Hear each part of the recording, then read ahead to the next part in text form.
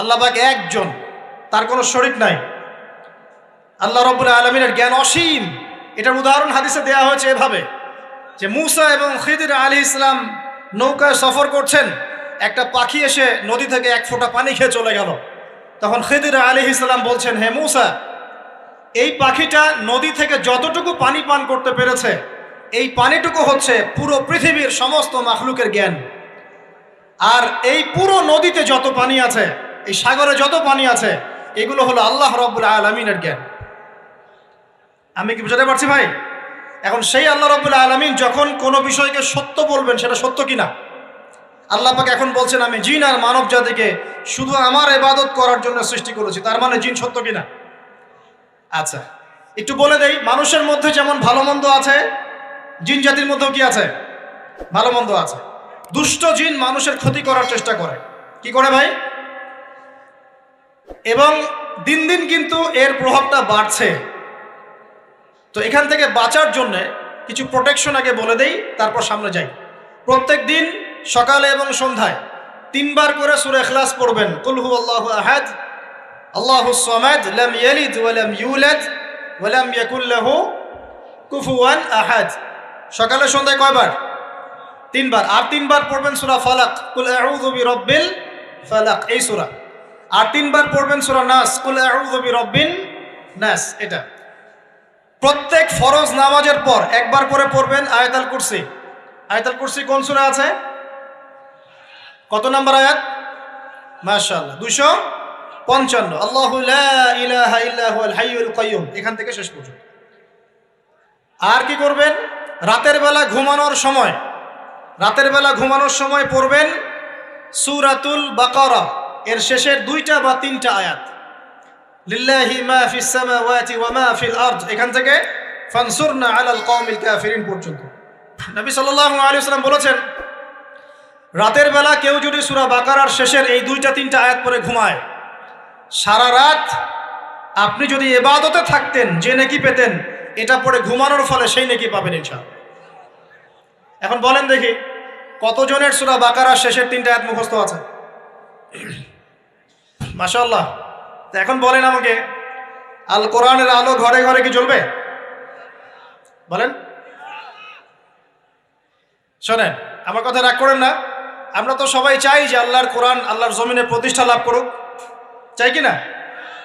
তাহলে সবার আগে নিজের মধ্যে কোরআন কায়েম করতে হবে। কোথায়? আগে নিজের উপর কোরআন কায়েম করুন, নিজের উপর সুন্নাহ কায়েম করুন, নিজের উপর দিন কায়েম করুন। ইনশাল্লাহ দিন ঘরে ঘরে পৌঁছে যাবে।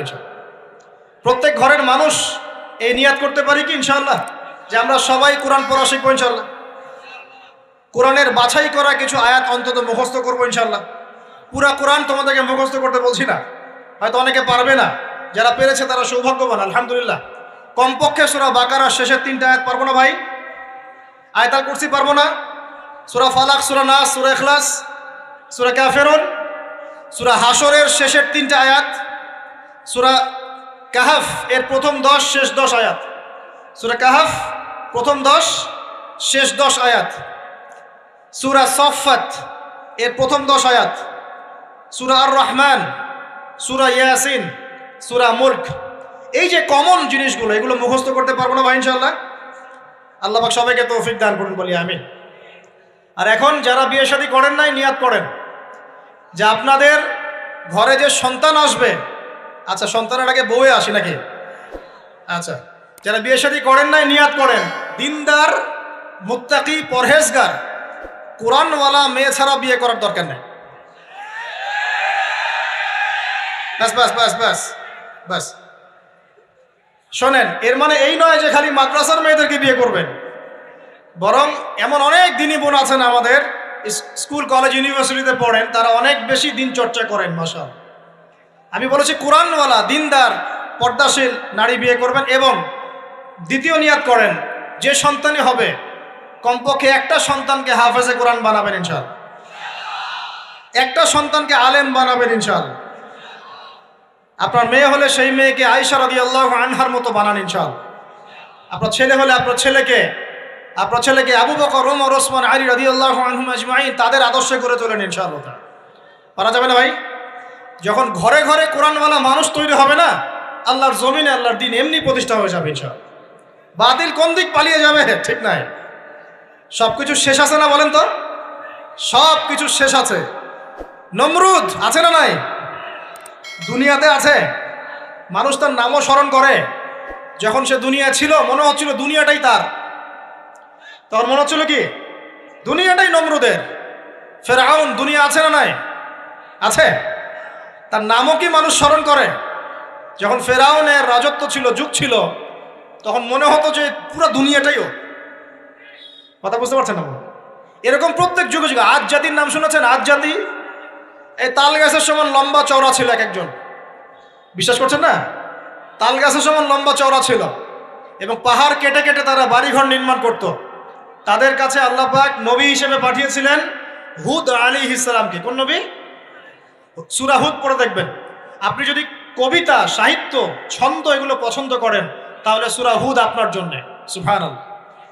আপনি যদি কবিতা, সাহিত্য, ছন্দ, বালাগাত পছন্দ করেন, সূরা আর রহমান আপনার জন্য, সূরা হুদ আপনার জন্য, সূরা শুআরা এগুলো আপনার জন্য। এত চমৎকার কাব্যিক বিন্যাস আছে, মানে কবিতার ছন্দে ছন্দে উপন্যাস ব্যাখ্যা করা হয়েছে বলে। সুবহানাল্লাহ। মানুষ তো কোরআনকে মূল্যায়ন করে না। আমি লাস্ট জুমার খুতবার একটা লেকচারে বলেছিলাম, সূরা ইউসুফ, এই যে এখন সারা বিশ্বে অর্থনৈতিক নিয়ে যে কত কথা হচ্ছে, অর্থনৈতিক সংকট, এইটা সেটা বলা হচ্ছে না, সবার ঘরে ঘরে এগুলো আলোচনা হয় তো মাশাআল্লাহ। আপনি বিশ্বাস করেন সূরা ইউসুফের মাত্র 4টা আয়াতের মধ্যে আল্লাহ পাক এই পুরো বিশ্বের অর্থনৈতিক সমস্যার সমাধান দিয়ে দিয়েছে। বলে দিব কি সমাধান? পরে বলছি। আগে আপনাদের এই পয়েন্টটা শেষ করি। ঘরে ঘরে কোরআনওয়ালা মানুষ তৈরি হবে তো ইনশাআল্লাহ। আল্লাহ কবুল করুন, বলি আমিন। কোরআনের এই বিশেষ সূরাগুলো মুখস্থ করতে পারবো তো ইনশাআল্লাহ ভাই? এগুলো নিয়মিত চর্চা করলে আপনাকে দুষ্ট জিন, জাদু, বদনজর এগুলো গ্রাস করবে না ইনশাআল্লাহ। আরেকটা বইয়ের নাম বলে দেই, বই কিনবেন। আমি যে প্রত্যেকটা লেকচারে একটা একটা করে 2টা করে বইয়ের নাম বলি, বইগুলো কিনবেন আল্লাহর রাস্তায়। আজকে শুধু একটা বইয়ের নাম বলবো না, আজকে আমি এমন একজন রাইটারের নাম বলে দিব যে রাইটারের সবগুলো বই বাসায় কিনবেন আপনারা ইনশাআল্লাহ।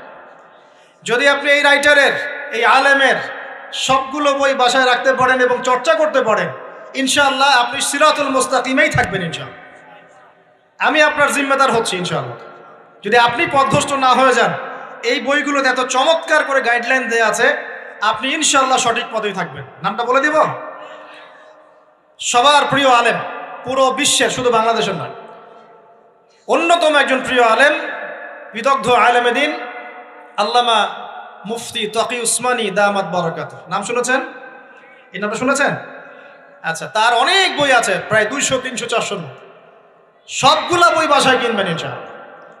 ইবাদত নিয়ে বই আছে, মুআমালাত নিয়ে বই আছে, তাসাউফ নিয়ে বই আছে, জিকির নিয়ে বই আছে, অর্থনীতি নিয়ে বই আছে, ওয়ার্ল্ড অ্যাফেয়ার্স নিয়ে বই আছে, প্রতিটা সাবজেক্ট ধরে ধরে বই আছে।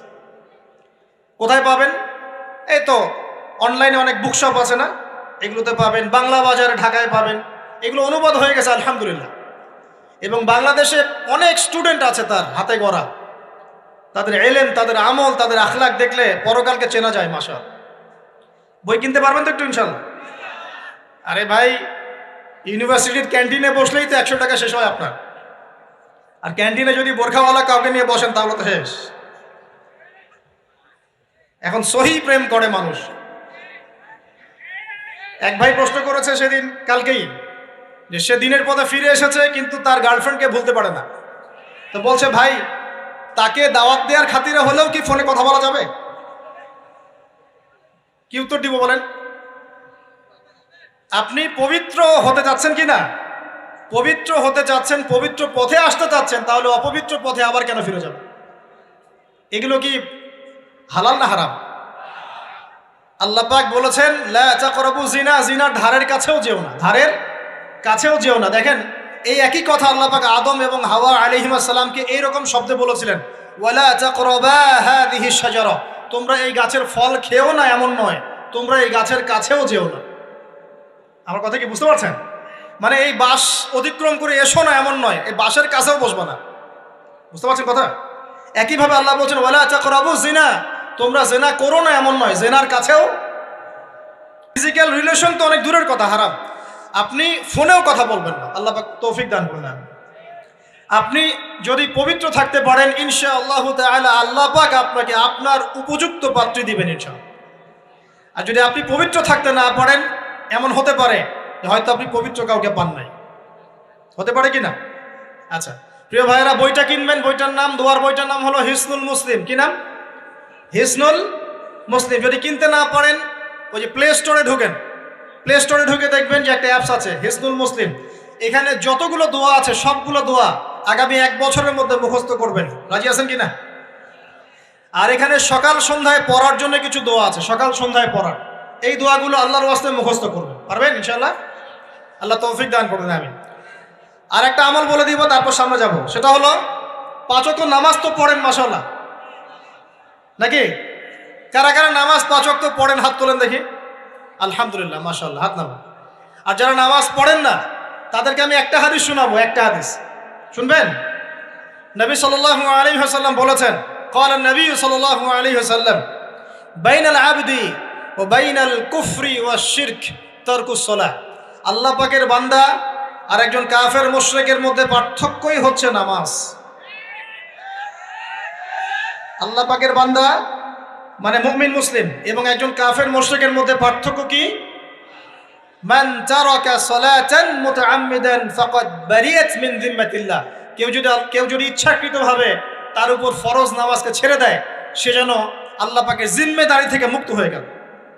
অন্য হাদিসে আছে মান তারাকা সালাতান মুতাআম্মিদান ফাকাদ কাফার।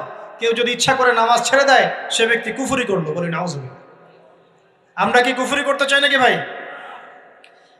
নামাজের কথা বলেছি, 5 ওয়াক্ত নামাজ কারা কারা পড়েন না হাত তোলেন এবার। আচ্ছা, লজ্জার কিছু নাই। এখন আমার সাথে তওবা করেন, আমার সাথে তওবা করেন, বলেন আস্তাগফিরুল্লাহ আল্লাযী লা ইলাহা ইল্লা হুয়াল হাইয়ুল কাইয়্যুম ওয়া আতুবু ইলাইহি। আল্লাহর কাছে সাক্ষী রেখে বলেন, আল্লাহ আমি জীবনে যত রাকাত নামাজ ছেড়ে দিয়েছি এর জন্য আমাকে মাফ করে দাও। ইনশাআল্লাহ আগামী জীবনে আমি বিনা ওজরে 1 ওয়াক্ত নামাজও বাদ দিব না ইনশাআল্লাহ। রাজি আছেন ইনশাআল্লাহ? বাস এই একটা নসিহত যদি আজকে আপনারা আমল করতে পারেন, ইনশাআল্লাহ আজকের মাহফিল সফল। পারা যাবে? আর বই কিনতে বললাম, 1 নাম্বার কোন বই বলেন? হিসনুল। আর কোন আলেমের নাম বলেছে? আল্লামা, জোরে বলেন। তার অনেকগুলো বই আছে, কেনার চেষ্টা করবেন তো ইনশাআল্লাহ। আল্লাহ পাক তৌফিক এনায়েত করুন, বলি আমিন। তাহলে আমরা সূরা যারিয়াতের 56 নম্বর আয়াতে কি শিখেছি ভাই? আল্লাহ রাব্বুল আলামিন আমাদেরকে সৃষ্টি করেছেন কেন? তার ইবাদত করার জন্য আছে। এখন আমাকে বলেন যে আল্লাহ পাকের ইবাদত করার জন্য আল্লাহ পাক এই দুনিয়াতে আমাদেরকে কত বছর সময় দিয়েছেন? বলেন দেখি, সর্বোচ্চ কত হবে? সর্বোচ্চ 60, 70, 100 হতে পারে। এই তো। আমরা কি চিরস্থায়ী থাকবো এখানে না চলে যাব? আচ্ছা, দুনিয়ার জীবনটা তাহলে কি? আল্লাহ পাক বলছেন, আল্লাযী খালাকাল মাউতা ওয়াল হায়াতা লিয়াবলুয়াকুম আইয়ুকুম আহসানু আমালা। আল্লাহ পাক জীবন মৃত্যু সৃষ্টি করেছেন কেন? আল্লাহ পাক পরীক্ষা করার জন্য যে এই দুনিয়ার জীবনে আমলে কে শ্রেষ্ঠ, আমলে কে শ্রেষ্ঠ। দুনিয়ার জীবনে আসার উদ্দেশ্য পেয়েছি আল্লাহর ইবাদত করা, এখন পেলাম আল্লাহ জীবন মৃত্যু কেন সৃষ্টি করেছেন? আমলে পরীক্ষা করার জন্য যে কে শ্রেষ্ঠ হচ্ছে। আমাদের উদ্দেশ্য কি? আমাদের উদ্দেশ্য হচ্ছে পুলসিরাত পার হয়ে জান্নাতে যাওয়া। উদ্দেশ্য কি? পুলসিরাত পার হয়ে জান্নাতে যাওয়া। সূরা আলে ইমরানের 185 নম্বর আয়াতে আল্লাহ পাক বলেছেন, কুল্লু নাফসিন যায়িকাতুল মাউত।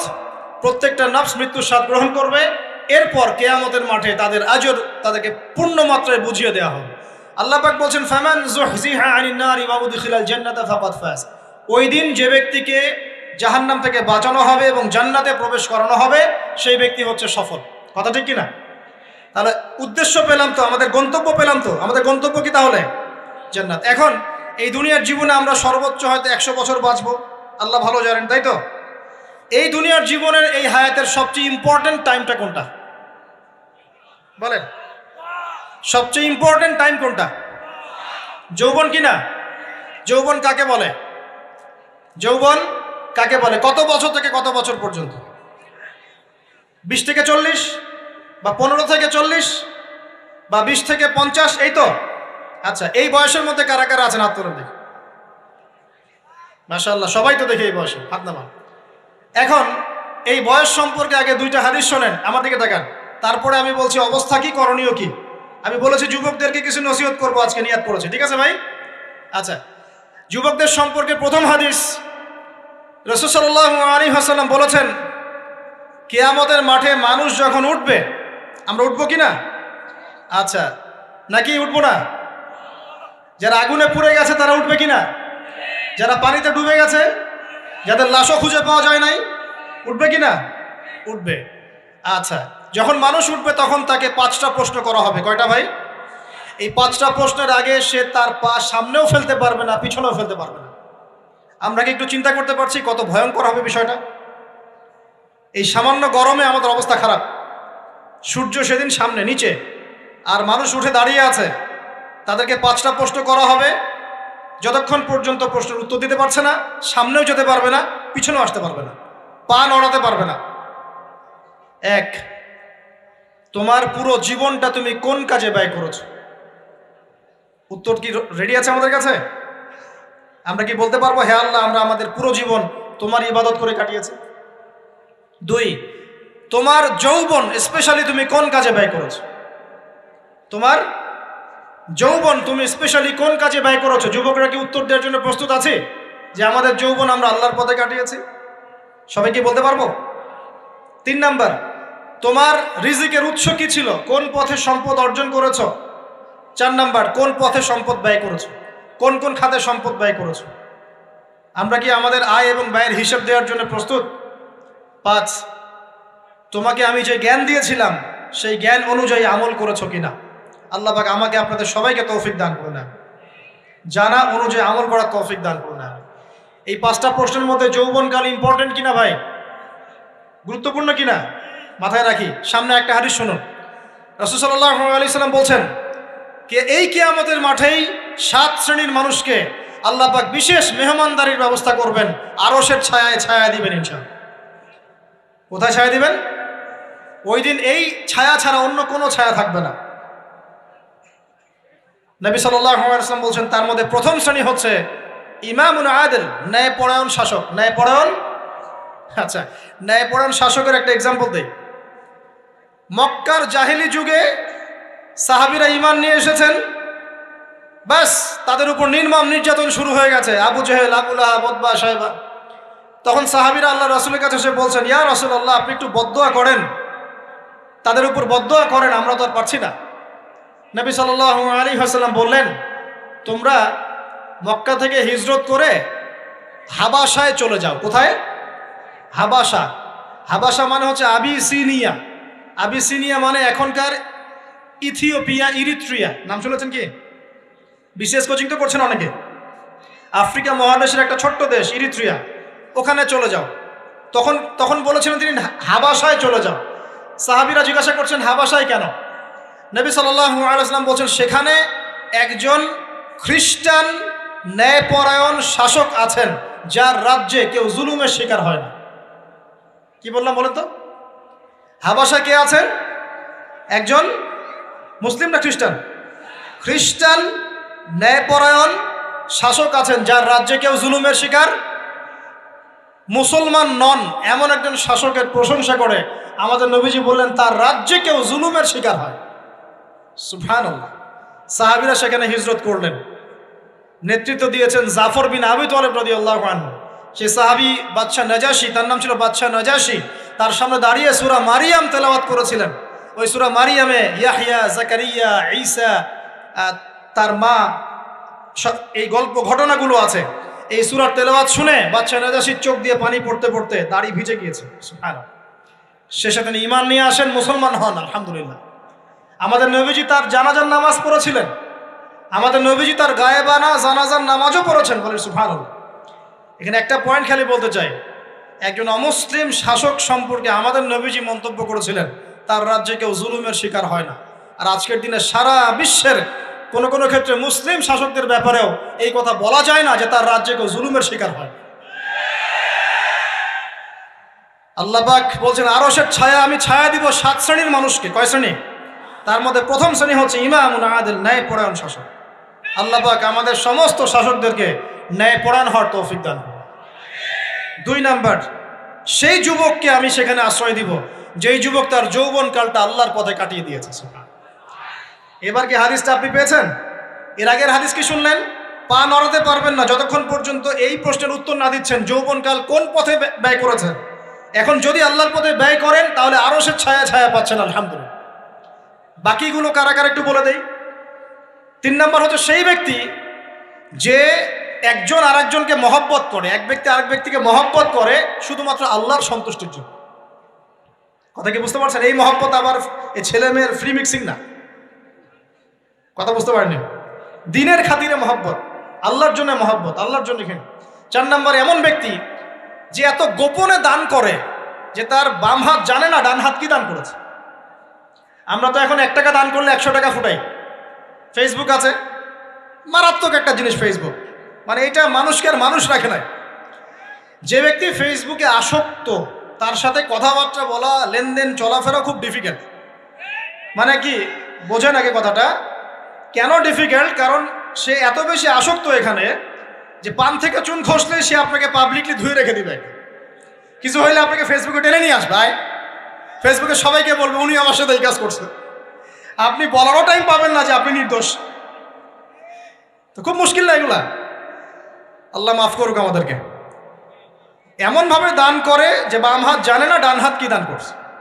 5 নাম্বার এমন ব্যক্তি যে এইটা যুবক, এটাও যুবক, যাকে কোনো সুন্দরী নারী আহ্বান করছে জিনার জন্যে, সুন্দরী উচ্চ বংশের নারী, যে আসো আমার সাথে জেনা করো। ওই যে ইউসুফ আলাইহিস সালামের মতো, মনে আছে? ইউসুফ আলাইহিস সালামের ঘটনা মনে আছে? আচ্ছা, কিন্তু সেই যুবক বলে, সেই ব্যক্তি বলে ইন্নী আখাফুল্লাহ, আমি আল্লাহকে ভয় করি, আমি তোমার সাথে খারাপ কাজ করতে পারবো। এরকম ছেলে এবং এরকম মেয়ে এখন সমাজে খুঁজে পাওয়া যায়? হাতে গোনা, হাতে গোনা। আপনি অনলাইন ঘাটাঘাটি করেন, গুগল করেন, ক্রস চেক করেন, দেখবেন বাংলাদেশের 25 বছরের কম বয়সী ছেলে আর মেয়েদের জেনার হার কত আপনি বের করে দেন। 25 বছরের কম যে যুব সমাজ আমাদের সামনে আছে তাদের মধ্যে কত % যুবক এখন পর্যন্ত ফিজিক্যাল সম্পর্ক করেনি কারোর সাথে, আপনি খুঁজে বের করতে পারবেন। শুধু ছেলেদের ক্ষেত্রে এটা নয়, মেয়েদের ক্ষেত্রেও আছে। এই যে অনার্স লাইফ পার করার আগেই বহু মেয়ে সতীত্ব নষ্ট করে ফেলছে, বহু ছেলে সতীত্ব নষ্ট করে ফেলছে। কথাগুলো কি রাগ করছেন? আমি আপনাদের ভাই এবং আমি আপনাদেরকে মহব্বত করি। আমরা জেনার পথে যাব না, আমরা হালাল সম্পর্কে থাকবো ইনশাআল্লাহ। যখন আপনি জেনায় চলে যাবেন আপনার কলব থেকে আল্লাহর নূর নষ্ট হয়ে যাবে। এটা এমন একটা পাপ যেটা করার পর মানুষ আল্লাহর সামনে মাথা তুলে দাঁড়াতে পারে না, লজ্জায় চোখ নেমে যায়, ইবাদতে স্বাদ পায় না। যখন হারাম সম্পর্কে, ফ্রি মিক্সিং, এগুলোতে মানুষ থাকে, ইবাদতে মানুষ স্বাদ পায় না। দিনের পর দিন ইবাদত করে মনোযোগ আসে না, মন লাগে না, চোখ দিয়ে একটু পানি বের হয় না, আল্লাহর জন্য কাঁদতে পারে না, কারণ মনের মধ্যে তো নূর নাই। আর যখন একটা মেয়ে বেপরদায় থাকে, অনেক ইবাদত করলেও তার এই বেপরদায় থাকার কারণে সমাজের বহু মানুষের চোখের জেনা হয়ে যায়। এতে করে ওই সব মানুষের পাপের ফল এই মেয়েটাকে ভোগ করতে হয় এবং মানুষের চোখের বদনজর লাগে, ওই মেয়ে অসুস্থ হয়ে পড়ে মানসিকভাবে, শারীরিকভাবে। আমি আমাদের যুবক ভাই এবং যুবতীদের বোনদেরকে রিকোয়েস্ট করব, আল্লাহর ওয়াস্তে চরিত্রটাকে পবিত্র রাখার চেষ্টা করুন। আল্লাহ পাক তৌফিক দান করুন। এই যুবককে আল্লাহ পাক আরশের ছায়া ছায়া দিবেন যে একটা মেয়েকে পেয়েও আল্লাহর ভয় তাকে ভোগ করে নাই। আল্লাহ পাক এরকম যুবক ঘরে ঘরে তৈরি করুন। তাহলে কি করবেন ভাই? হালাল উপার্জনের ব্যবস্থা করবেন, ব্যাস সরাসরি বিয়ে করে ফেলবেন। পরিবারকে বোঝানোর চেষ্টা করবেন, না বুঝলে আন্দোলন শুরু করবেন যে আমি জেনা করতে চাই না, আমি বিয়ে করতে চাই, বিয়ে আমার দেওয়ানি লাগবো, এরকম। ব্যাস তারপর দেখবেন বাপ মা কেমন করে বিয়ে না দেয়। আল্লাহ সাহায্য করবে ইনশাআল্লাহ। আল্লাহ আমাদের যুবক ভাইদেরকে চরিত্র হেফাজত করার স্বার্থে বিয়েকে সহজ করে দিন। আমি আবার কাউরে নিয়ে পালায় যায় না, ওই কাজ করতে যায় না কিন্তু আবার, ঠিক আছে? কারণ এভাবে কোর্টে গিয়েও যদি একটা মেয়ে বিয়ে করে, এই বিয়ের জায়েজ না জায়েজ নিয়ে অনেক কথা আছে। অতএব এইসব ঝুঁকির মধ্যে যাবেন না, বাসায় বোঝানোর চেষ্টা করবেন। আর এক শ্রেণীর ব্যক্তি আছে যাদেরকে আল্লাহ পাক আরশের ছায়া ছায়া দিবেন। তারা কারা? যারা গোপনে আল্লাহকে স্মরণ করে কাঁদতে পারে। বলি সুবহানাল্লাহ। এখন এই দুটো হাদিসের মধ্যে যুবকদের অবস্থান কি পেয়েছেন? আচ্ছা, আরেকটা শোনাই এবার। নবী সাল্লাল্লাহু আলাইহি ওয়াসাল্লাম বলেছেন 5টা জিনিস আসার আগেই 5টা বিষয়কে মূল্যায়ন করো। 1, তোমার বার্ধক্য আসার আগেই তোমার যৌবনকে মূল্যায়ন করো। যৌবনের গুরুত্ব পেলেন তো এবার? তোমার মৌত আসার আগেই তোমার জীবনকে মূল্যায়ন করো। অসচ্ছলতা আসার আগেই সচ্ছলতাকে মূল্যায়ন করো। অসুস্থতা আসার আগেই সুস্থতাকে মূল্যায়ন করো। এবং এই যে কথাটা বললাম যে তোমার বার্ধক্য আসার আগেই যৌবনকালটাকে মূল্যায়ন করো। এই হাদিসগুলোর মধ্যে আমরা সংক্ষিপ্ত পরিসরে যৌবনকালের গুরুত্ব পাচ্ছি কিনা ভাই? এখন এই যৌবনকালটা আমাদের কাটানো উচিত আল্লাহ পাকের ইবাদতের মধ্য দিয়ে। এই যৌবনকালটা আমাদের কাটানো উচিত কয়েকটা বিষয়ের মধ্য দিয়ে। তার মধ্যে আমি 10টা পয়েন্ট আপনাকে বলবো। কয়টা ভাই? 10টা। 1, এই যৌবনকালে সবার আগে আমাদের কর্তব্য হচ্ছে দ্বীনের ইলম অর্জন করা। কি করা ভাই? দ্বীনের ইলম অর্জন বলতে আমি কি বোঝাচ্ছি? দ্বীনি ইলম অর্জন বলতে আপনাকে আমি বোঝাচ্ছি যে কমপক্ষে কোরআনটুকু তেলাওয়াত করতে শিখুন, হাদিসগুলো পড়তে শিখুন, ইসলামী বইপত্র পড়াশোনা করুন, পাশাপাশি জেনারেল সাবজেক্টগুলোও পড়াশোনা করুন। এদিকে আপনি এগিয়ে যান, এদিকেও এগিয়ে যান, দুই দিকে আগাতে থাকেন। এর পাশাপাশি বরেণ্য ওলামায়ে কেরামদের সোহবতে থাকার চেষ্টা করেন। যারা রিনাউন্ড এবং বরেণ্য ওলামায়ে কেরাম, তাদের সোহবতে থাকার চেষ্টা করেন। ইলম অর্জনের অনেক ধাপ আছে। শুরু করেন কোরআন তেলাওয়াত দিয়ে, তারপরে আস্তে আস্তে হাদিসে যান, কোরআনের তাফসিরে যান, ইতিহাস পড়েন, ইসলামের ইতিহাস পড়েন, ইসলামিক অর্থনীতি পড়েন, রাসূলের জীবনী সিরাত পড়ে দেখেন, ইসলামিক ফিখের বইগুলো পড়ে দেখেন। আস্তে আস্তে গ্র্যাজুয়ালি আপনি সামনে যান। এই সিলেবাসটা আপনি কোত্থেকে পাবেন? এই সিলেবাসটা দেখবেন প্রত্যেক জেলায় জেলায় বরেণ্য কওমি ওলামায়ে কেরাম আছেন না, তাদের সাথে পরামর্শ করবেন, আপনাকে সুন্দর সিলেবাস করে দেবে ইনশাআল্লাহ। এইভাবে আপনি পড়াশোনা করবেন এবং ওস্তাদের সাথে থেকে পড়াশোনা করবেন। একা একা সব কিছু করা যায়? একা একা সব কিছু করা যায় না। একটা সিলসিলা লাগে, একটা ওস্তাদের সোহবত লাগে নাকি? একা একা কি কোরআন সুন্নাহ সব বুঝে ফেলতে পারবেন আপনি? তাই মনে হয়? কখনোই না। অতএব বরেণ্য আলেমদের সোহবতও লাগবে, আবার আপনার চেষ্টাও লাগবে। আল্লাহ পাক তৌফিক দান করুন। এই যৌবনকালের প্রথম কাজ কি ভাই? ইলম অর্জন করা। 2 নম্বর, এই যৌবনকালে আমরা যে পরিমাণ ফিজিক্যালি ফিট থাকি, শরীরে শক্তি থাকে, উদ্যম থাকে, আমাদের বয়সটা 40-50 হয়ে গেলে সেটা থাকবে না। থাকবে? অতএব এই যৌবনকালে বেশি বেশি ইবাদত করতে থাকেন। আল্লাহ পাক তৌফিক দান করুন। এই যৌবনকালে 5 ওয়াক্ত নামাজ তো পড়বেনই, এর পাশাপাশি নফল নামাজগুলো পড়ার চেষ্টা করবেন। এর পাশাপাশি আপনি চেষ্টা করবেন তাহাজ্জুদের ওয়াক্তে একটু নামাজ পড়ার জন্য, কমপক্ষে 2 রাকাত, কমপক্ষে 2 রাকাত, অ্যাটলিস্ট 2 রাকাত নামাজ তাহাজ্জুদের সময় পড়ার চেষ্টা করি। আল্লাহ আমাকে তৌফিক দেখ, আপনাদের সবাইকে তৌফিক দান করুন। ওই সময় আপনি যে দোয়াই করবেন আল্লাহর কাছে কবুল হবে ইনশাআল্লাহ। যে দোয়াই করবেন আল্লাহ কবুল করবেন ইনশাআল্লাহ। যদি আপনার রিজিকটা কি হয়? হালাল হয়। হারাম রিজিক দিয়ে ইবাদত কবুল হয়? হারাম রিজিকের দোয়া কবুল হয়? কবুল হয় না। 3 নাম্বার, এই যৌবনকালে আমরা রাসূলের সুন্নতের উপর বেশি আমল করব ইনশাআল্লাহ। করা যাবে ইনশাআল্লাহ? তাহলে নিয়াত করতে পারি যে ইনশাআল্লাহ চেহারাগুলো পরিবর্তন হবে। চেহারা পরিবর্তন মানে কি? হ্যাঁ, রাখা যাবে না? এখনো গজায় নাই। প্রত্যেক সপ্তাহে আপনাকে নবীর সুন্নতের উপর এরকম করে কুরবানি এবং জবাই করতে কে বলেছে? নবী সাল্লাল্লাহু আলাইহি ওয়াসাল্লামের সুন্নতকে জবাই করাটা কি ভালো কাজ? হ্যাঁ বলেন তো। আমরা তো এমন অনেক নাপিত ভাইদেরকে চিনি যারা এই ধরনের বক্তব্যগুলো শুনে আলহামদুলিল্লাহ জীবন পরিবর্তন করেছেন। তার দোকানে লিখে দিয়েছেন এখানে চুল কাটা হয়, দাড়ি শেভ করা হয় না। খুশি হন নাই? মুসলিমদের কথা বলছি, অমুসলিমদেরকে নিয়ে আমাদের চিন্তা নাই তো? চিন্তা আছে। একটা কথা মনে রাখবেন, একটু কথাটা মনের কান দিয়ে শোনেন। দাড়ি হচ্ছে একমাত্র ভিজিবল সুন্নত। দাড়ি হচ্ছে একমাত্র ভিজিবল সুন্নত। ভিজিবল মানে কি? যা দেখা যায়। দাড়ি একমাত্র ভিজিবল সুন্নত, দৃশ্যমান সুন্নত, যেটা নিয়ে আপনি আমি কবরে যাব ইনশাআল্লাহ। আর কোনো সাইন দেখে বোঝার বুদ্ধি নাই এই ব্যক্তি কত বড় মুসলিম, কত বড় সুন্নতের পাবন ছিল। খালি কপালের সেজদার দাগ আর চেহারার দাড়ি বাকি থাকবে। কথা বুঝতে পারছেন ভাই? নিয়াত করা যায় একটু দাড়ি ছেড়ে দিব, নাকি দাড়ি রাখলে চাকরি পাবেন না? দাড়ি রাখলে মেয়ে দিবে না নাকি? তো তো যে মেয়ে দাড়ি রাখলে বিয়ে করতে চায় না তাকে বিয়ে করারও দরকার নাই। আর দাড়ি রাখলে যে চাকরি আপনাকে ছাড়তে হয় ওই চাকরিও করার দরকার নেই। চাকরির মধ্যে সব রিজিক আপনার মনে হয়? রিজিকের সবচেয়ে বড় অংশ আছে কিসের মধ্যে? বিজনেসের মধ্যে। যারা বিজনেস করে তাদের আন্ডারেই লক্ষ লক্ষ মানুষ চাকরি করে। বাংলাদেশে যে ইকোনমিক সিস্টেম, এই ইকোনমিক সিস্টেমের মূলে কারা জানেন? ব্যবসায়ীরা। কারা?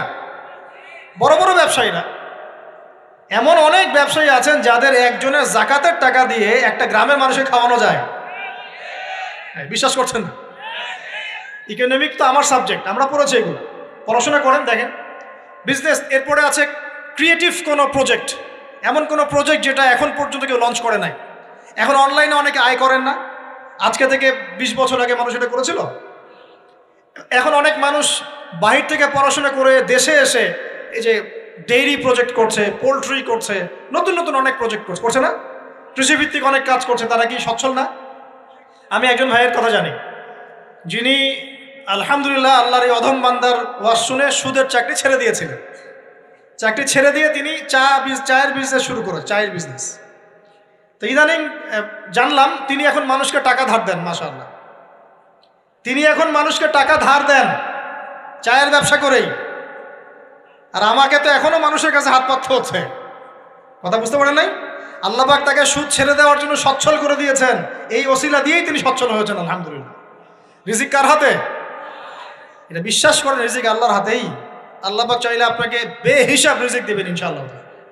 অতএব সুন্নতকে বিসর্জন দিয়ে নয়, সুন্নতে থাকেন, আল্লাহ পথ খুলে দিবেন ইনশাআল্লাহ। আল্লাহ পাক তৌফিক দান করুন। যুবক ভাইদেরকে বলছিলাম, তাহলে প্রথম কাজ আমাদের ইলম অর্জন করা, তারপরে কি ভাই? নামাজের পাবন্দ হওয়া, আর নামাজ ফরজের পাশাপাশি নফলগুলোও চর্চা করা। 3 নম্বর বলেছি রাসূলের সুন্নতের উপর একদম ইস্তেকামা, দৃঢ়ভাবে আমল করা। আর সুন্নত শিখতে হলেই তো 3 দিনের জন্য বেরিয়ে যান, 7 দিনের জন্য, 40 দিনের জন্য বেরিয়ে যান। সুন্নত শিখিয়ে আপনাকে বাসায় পাঠাই দেবে ইনশাআল্লাহ। পড়াবে না? অনেক মানুষ মনে করে যে তাদের ওখানে গেলে আমার আকীদা নষ্ট হয়ে যাবে। হ্যাঁ, তাই না? তারা বিভ্রান্ত। হ্যাঁ, নাউজুবিল্লাহ। স্বপ্নে পাওয়া ধর্ম, অনেকে টিটকারি মারে, স্বপ্নে পাওয়া ধর্ম। এইসব ব্যঙ্গের ছাতার মতো আদর্শের দিকে মুখ ফিরাবেন না। মাকবুল জামা, যেগুলো মাকবুল জামা, ক্লাসিক্যাল ইসলামের মধ্যে থাকেন, আপনি বিভ্রান্ত হবেন না। তারা আপনাকে কখনো খারাপ কাজে আদেশ করেছে? কত চোর ডাকাত মদখোর মানুষ সেখানে গিয়ে 5 ওয়াক্ত নামাজি হয়ে গেছে, সুদের ব্যবসা ছেড়ে দিয়েছে, মাদক ছেড়ে দিয়েছে, আল্লাহর ওলি হয়ে গেছে আলহামদুলিল্লাহ। তো আপনাকে তারা সুন্নত শিখিয়ে বাসায় পাঠিয়ে দিবে। এছাড়া আপনি অন্যভাবে শিখতে চলে শিখবেন, সমস্যা কি? যদি মাদ্রাসায় পড়ার তৌফিক থাকে তাহলে পড়বেন। সবাই কি মাদ্রাসায় পড়ার তৌফিক পাবে? পাবে না। নিঃসন্দেহে কিছু মানুষ তৌফিক পাবে, কিছু মানুষ হয়তো পাবে না। যারা পাবে না তারা দিন শিখবে কিভাবে? এভাবেই তো শিখবে। সুন্নতের উপর আমল করতে হবে, এটা সবচেয়ে বড় কথা। আল্লাহ পাক আমাদের সবাইকে সুন্নাহর উপর আমল করে তৌফিক দান করুন। 4 নম্বর ভাই, যৌবনকালে আমরা আমাদের সময়গুলোকে মূল্যায়ন করবো ইনশাআল্লাহ। কথা বুঝতে পারছি ভাই? সময় মূল্যায়ন কেমন? আপনার দিন রাতের একটা রুটিন থাকবে, এলোমেলো লাইফ লিড করবেন না। এই যে আমরা, আল্লাহ মাফ করুক, আমরা এখন 3টায় 2টায় 4টায় ঘুমাই, 12টা 1টা 2টায় উঠি, নাউজুবিল্লাহ। এতে করে কি আমাদের রুটিন লাইফটা ঠিক আছে? আমাদের খাওয়ার ঠিক নাই, আমাদের ঘুমের ঠিক নাই, আমাদের মানে খাবারের যে অভ্যাস, খাদ্যাভ্যাসে ঠিক নাই। আমরা একটু খেলাধুলা আগে করতাম, সেটাও এখন করি না। সারাদিন ফোন নিয়ে বসে থাকি, আর এই যে ইউটিউব ফেসবুকে বসে থাকি। গোল হয়ে বসে লুডো খেলে। গোল হয়ে কি করে? লুডো খেলে, অনলাইনে গেমস খেলে, অনলাইনে পাবজি খেলে, ফ্রি ফায়ার খেলে। আগে তো তাও ছেলে পেলে একটু ফুটবল খেলতো, ক্রিকেট খেলতো, আমরাও তো খেলেছি। ওই সময় তাও আলহামদুলিল্লাহ আমাদের ফিজিক্যাল ফিটনেস অনেক ভালো ছিল। এখন ওগুলো বাদ দিয়ে যে মানুষ পর্নোগ্রাফি দেখছে, লুডো খেলছে, পাবজি খেলছে, ফ্রি ফায়ার খেলছে, সারাদিন অনলাইনে বসে অথর্বর মধ্যে বসে আছে, এটা কি ভালো হচ্ছে?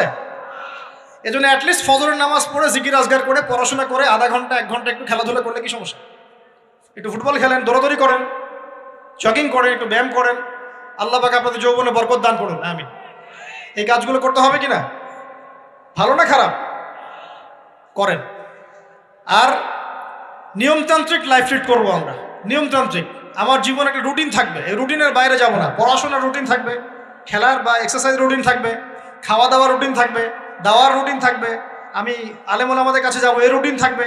একটা রুটিন লাইফ লিড করবেন, এলোমেলো জীবনযাপন করবেন না। আল্লাহ পাক আমাকে তৌফিক দান করুন, আপনাদের সবাইকে তৌফিক দান করুন।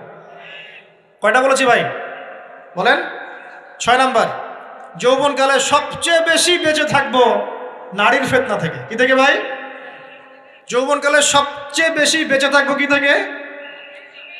একটা হাদিস বলি, নবী সাল্লাল্লাহু আলাইহি ওয়াসাল্লাম বলেছেন, মা তারাকতু বা'দি ফিতনাতান আদাররু আলা রিজালি মিনান নিসা। আমি আমার পরে, নবীজি বলছেন, আমি আমার পরে পুরুষদের জন্য নারীদের চেয়ে ভয়ঙ্কর কোনো ফিতনা রেখে যাই নাই। কেমন ফিতনা? আপনি একটু অনেস্টলি বলেন তো দেখি, যে আমরা যারা পর্নোগ্রাফিতে টুকটাক আসক্ত বা এ ধরনের অনলাইনে বা অফলাইনে এই ধরনের হারাম সম্পর্কের সাথে আছি, মন থেকে কি আপনি ফিল করেন যে আল্লাহ আপনার সাথে আছেন? বলেন তো দেখি, অনেস্টলি বলেন। আপনি যখন নামাজ পড়ে বাসায় ফিরে যান, ফিরে যেতে যেতে যদি আপনার চোখে খারাপ কিছু পড়ে, আপনার মনের নূরটা নষ্ট হয়, আপনি বুঝতে পারেন না? বুঝতে পারেন না? যখন আপনি এরকম হারাম কোনো সম্পর্কে আছেন, নাউজুবিল্লাহ, আপনার মনটা যে শক্ত হয়ে গেছে, আপনি বুঝতে পারেন না? আল্লাহর ওয়াস্তে নারী জাতির ফিতনা থেকে সর্বোচ্চ দূরত্ব অবলম্বন করবেন। আল্লাহ পাক তৌফিক দান করুন। কি করব তাহলে আমরা? ওই যে বলেছি, হালাল সম্পর্ক করতে পারলে হালাল, যদি করতে না পারি সবর করবেন। কি করবেন? সবর করবেন, ভালো কাজে ব্যস্ত থাকবেন, বেশি বেশি রোজা রাখবেন। কি করবেন? বেশি বেশি রোজা রাখবেন, সোমবারে রোজা রাখবেন, বৃহস্পতিবারে রোজা রাখবেন। এভাবে আপনি আপনার জীবনটা গুছিয়ে নেন, আল্লাহ পাক প্রবৃত্তিকে নিয়ন্ত্রণ করার ক্ষমতা দিবেন ইনশাআল্লাহ।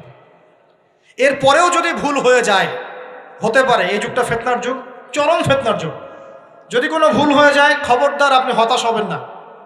ভুল হয়ে গেলে কখনো হতাশ হবেন না, হতাশা শয়তানের পক্ষ থেকে আসে। কখনো হতাশ হবেন না।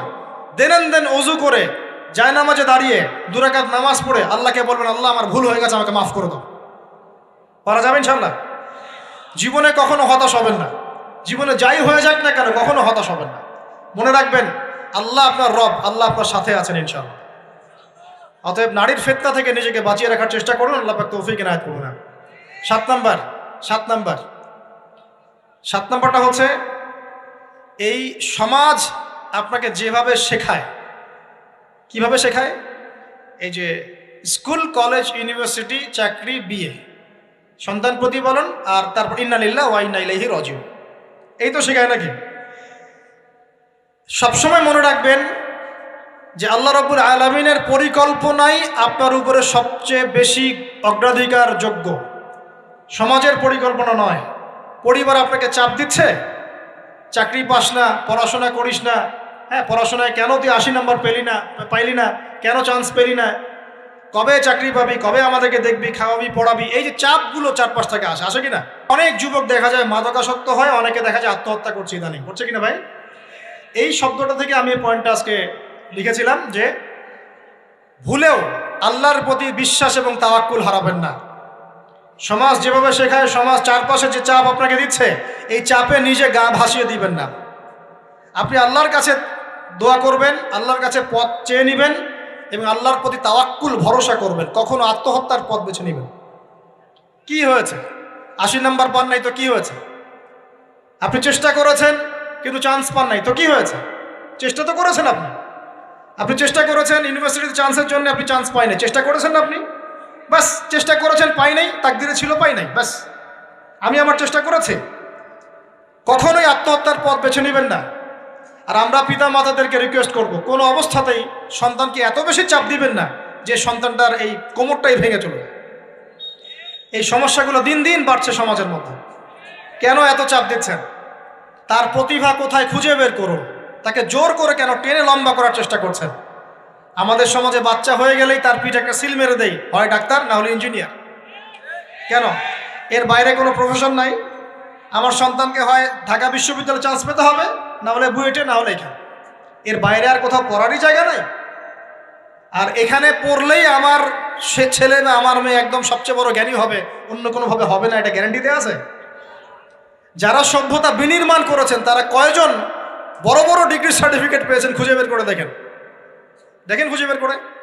আমরা ফিলোসফির মধ্যে যে ফিলোসফারদের হিস্ট্রি পড়েছিলাম, তাদের মধ্যে বেশিরভাগই দেখা যায় স্কুলেও যায় নাই, কলেজেও যায়। আছে না এমন? আছে।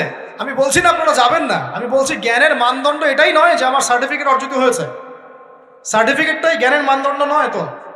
হ্যাঁ, প্রতিযোগিতার একটা জগৎ আছে, আমাকে সে জগৎ উতরাতে হবে। আপনি চেষ্টা করবেন, যদি না হয় তাকদিরাল ছিল, হয় নাই, বাস হয় না। আমাকে আল্লাহ পাঠিয়েছেন তার ইবাদত করার জন্য, এখানে আত্মহত্যা করার জন্য আল্লাহ আমাকে পাঠান নাই। আমার জীবন যদি দিতেই হয় তাহলে আল্লাহর জন্য দিব ইনশাআল্লাহ। ঠিক আছে কথা? ব্যাস, দুনিয়ার জন্য নয়। আল্লাহ পাক বোঝার তৌফিক দান করুন। কটা বললাম? 7টা না 8টা? 7টা। 8 নাম্বারটা ইম্পর্টেন্ট এবং এটা আপনাদের জন্য মজাদার। সেটা হলো 8 নাম্বারটা বেশি ইম্পর্টেন্ট। এটা হচ্ছে দিনের পথে চলার ক্ষেত্রে আপনি অনেক রকম মতবাদ পাবেন সামনে। কেউ বলবে আমারটা সঠিক, কেউ বলবে না ওরটা নয়, আমারটা সঠিক, কেউ বলবে না আমার দলটা সঠিক, কেউ বলবে না ওর সংগঠন সঠিক। এগুলো আপনার কান ভারী করে ফেলবে একদম। তখন মনে হবে যে আগেই ভালো ছিলাম রে ভাই, নামাজ পড়তাম না, এখন নামাজ পড়া শুরু করে দেখলাম যে আরে হাতটা বাঁধবো কোথায় এটাই তো ফিক্স করতে পারতেছি না। এখন আমার কিছু তো অভিজ্ঞতা আছে ভাই, নাকি ভাই? ওর আলোকে একটা কথা বল, সেটা হলো সমাজে কিছু ইখতিলাফি মাসআলা আছে, এই মাসআলাগুলো কানেও ঢুকাবেন না। আপনি ইবাদতের মধ্য দিয়ে আল্লাহকে পাওয়ার চেষ্টা করুন।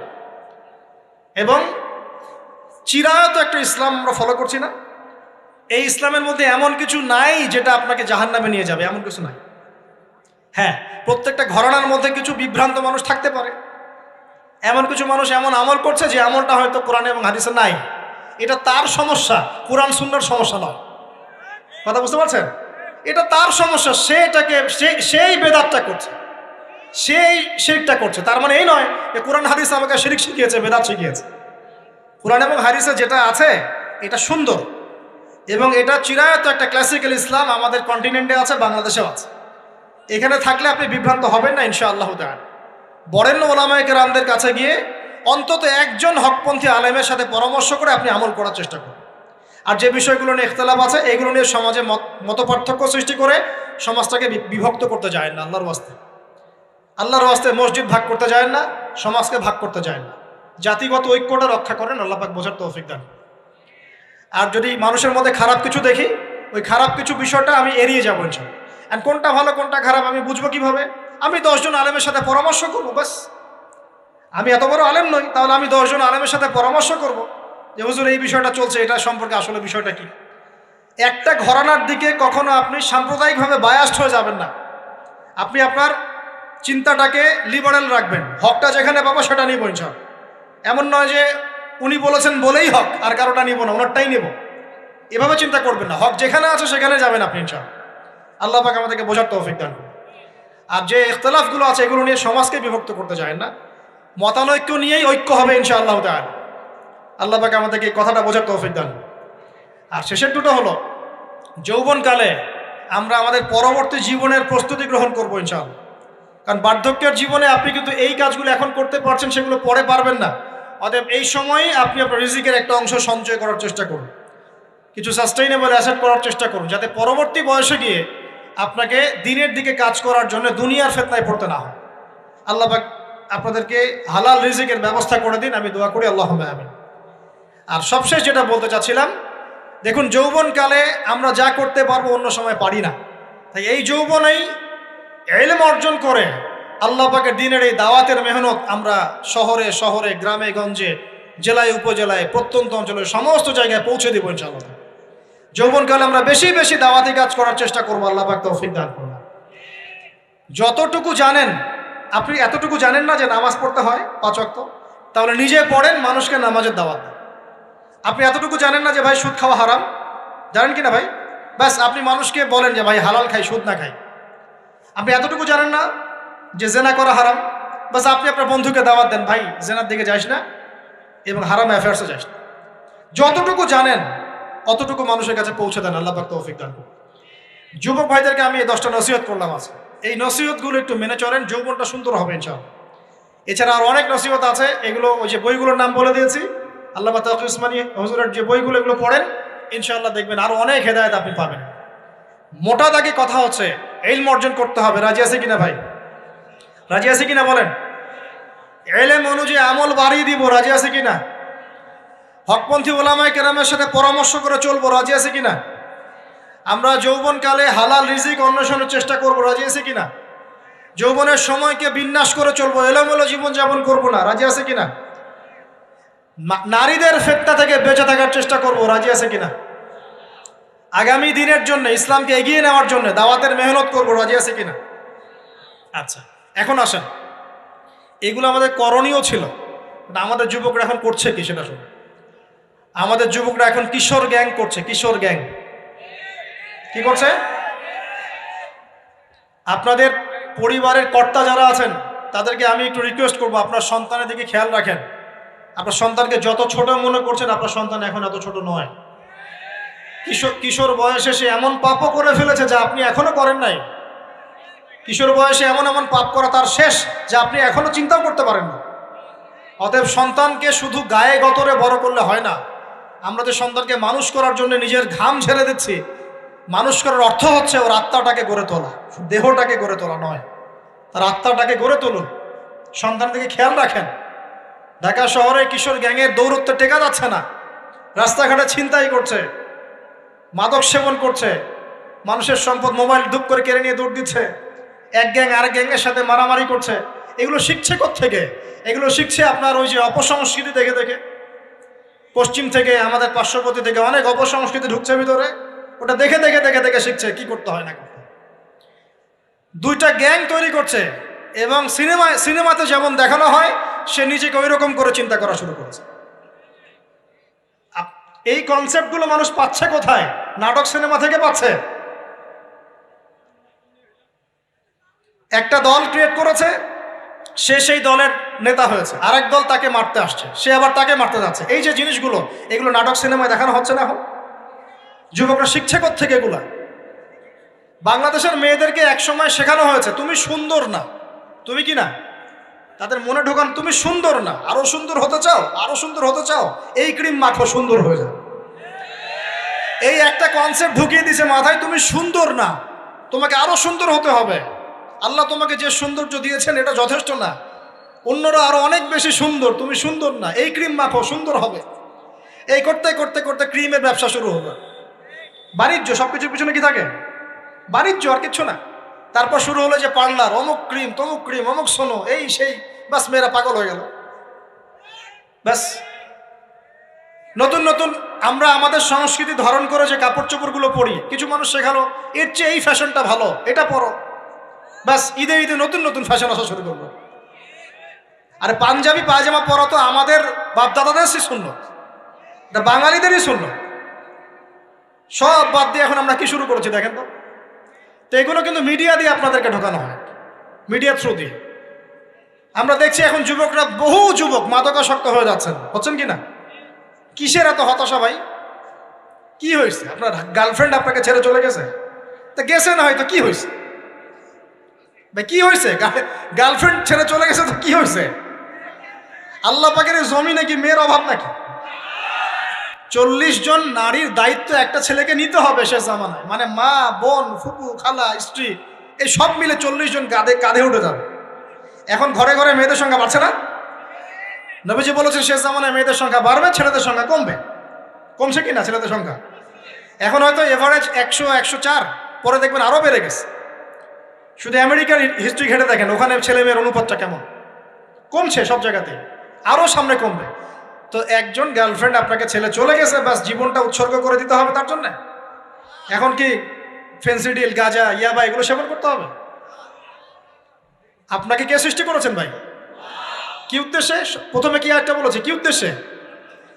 আমাকে আল্লাহ পাঠিয়েছেন দুনিয়াতে নামাজ পড়তে, রোজা রাখতে, দিনের প্রচার করতে, দিনের জ্ঞান অর্জন করতে, এই তো। তা আমি একজন মেয়ের জন্য জীবন নষ্ট করে দিব কেন?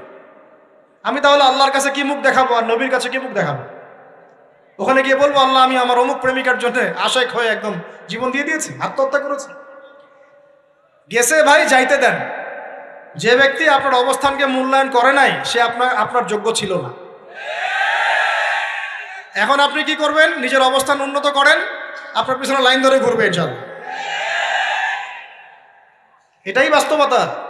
দুনিয়া খুব খারাপ জিনিস।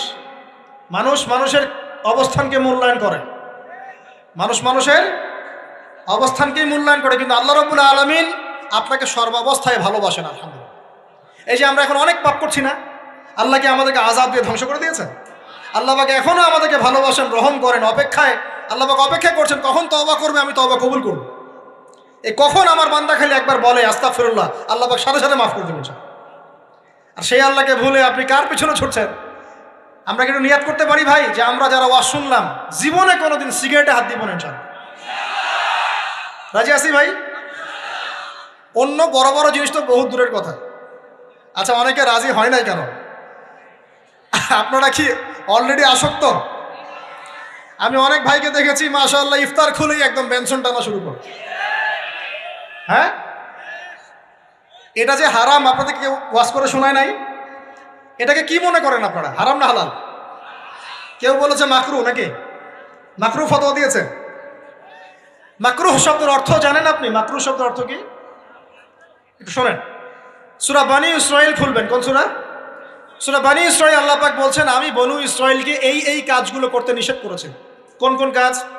জেনা করো না, জেনার ধার কাছে যেও না, এতিমের মাল আত্মসাৎ করো না, শিরিক করো না ইত্যাদি। যারা আলেম আছেন তারা আমার কথা বুঝবেন। এই কাজগুলোর পরে আল্লাহ পাক বলছেন যে এই প্রত্যেকটা কাজ আল্লাহর কাছে মাকরুহ, অপছন্দের। কিসের? অপছন্দ। তাহলে এটাকে আপনি সহজ মনে করছেন? নিয়াত করি আল্লাহ পাকের সন্তুষ্টির জন্য আমরা কোনোদিনও মাদকের সাথে সম্পৃক্ত হব না ইনশাআল্লাহ। আর বিশ্বাস করেন, শুধুমাত্র মাদকদ্রব্য নিয়ন্ত্রণ অধিদপ্তর এই আইন কানুন এগুলো দিয়ে, জরিমানা দিয়ে মানুষকে মাদক ছাড়ানো যাচ্ছে না, যাবে না।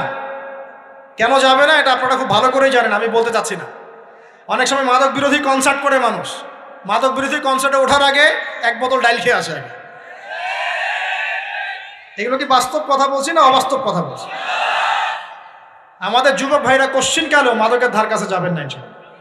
একটা হাদিস খালি মনে রাখেন, একটা, এই হাদিসটা মনে রাখেন। নবী সাল্লাল্লাহু আলাইহি ওয়াসাল্লাম বলেছেন কেউ যদি মাদকদ্রব্য সেবন করে তার 40 দিনের নামাজ কবুল হবে না।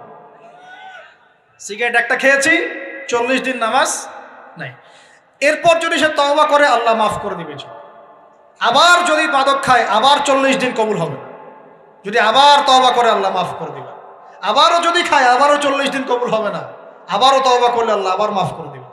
চতুর্থবার সে যদি মাদক খায়, আল্লাহ রসুল সাল্লাল্লাহু আলাইহি ওয়াসাল্লাম বলছেন আল্লাহ পাক কিয়ামতের মাঠে তাকে তিনাতুল খাবাল পান করাবেন। কি পান করাবেন? তিনাতুল খাবাল। সাহাবীরা বললেন ইয়া রাসূলুল্লাহ এটা কি? তিনাতুল খাবাল কি? নবী সাল্লাল্লাহু আলাইহি ওয়াসাল্লাম বলছেন এটা হচ্ছে জাহান্নামীদেরকে আযাব দেওয়ার পর তাদের রক্ত মাংসের যে পুঁজ বের হবে, এই যে ড্রিঙ্কস, জাহান্নামের হার্ড ড্রিঙ্কস, এই ড্রিঙ্কসের নাম হলো তিনাতুল খাবাল। আল্লাহ পাক আমাদের সবাইকে মাদক থেকে বাঁচিয়ে রাখুন। হতাশা মাদক দিয়ে দূর হয় না। হতাশা দূর হবে, বলে দিব, 3টা জিনিস, মাত্র 3টা। কয়টা ভাই? 1, 5 ওয়াক্ত নামাজ। এক কি? নামাজে আপনি ওযু করে সিজদা দেন, ইনশাআল্লাহ আপনার মনে প্রশান্তি না আসলে আমাকে এসে বলেন যে আসে না। চোখের পানি, মনের আবেগ যা আছে আপনার ভিতরে, কষ্ট, দুঃখ, যন্ত্রণা সব আল্লাহকে ঢেলে দিবেন ইনশাআল্লাহ। নিজের আবেগ ধরে রাখবেন এখানে, আপনি আল্লাহর জন্য ঢেলে দিবেন।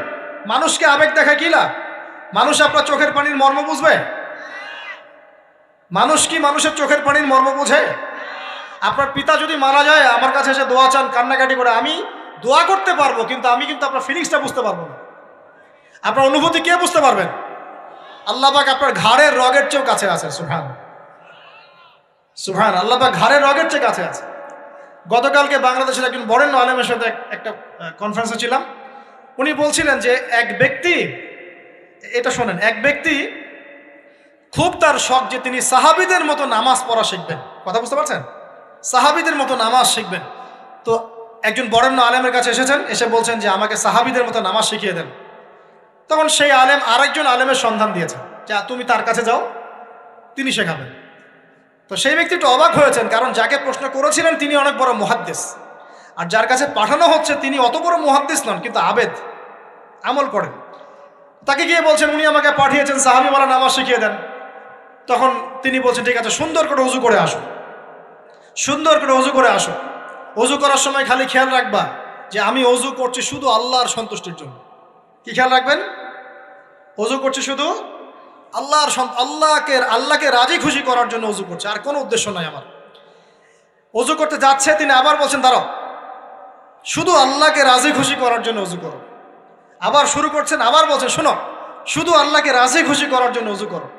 এভাবে বলতেই আছেন, নামাজে দাঁড়িয়ে আছেন, দাঁড়ানোর আগে বলছেন শোনো শুধু আল্লাহকে রাজি খুশি করার জন্য নামাজ পড়ো। বলতেই আছেন। এক পর্যায়ে সে ব্যক্তি নামাজ শুরু করলো, নামাজে মনোযোগ এদিক ওদিকে যায় আর তার মাথায় এটা আসে, এই শুধু আল্লাহকে রাজি খুশি করার জন্য আমাকে নামাজ পড়তে হবে, শুধু আল্লাহকে রাজি খুশি করার জন্য নামাজ পড়তে হবে। এই চিন্তা তার মনের মধ্যে ঘুরপাক খাচ্ছে।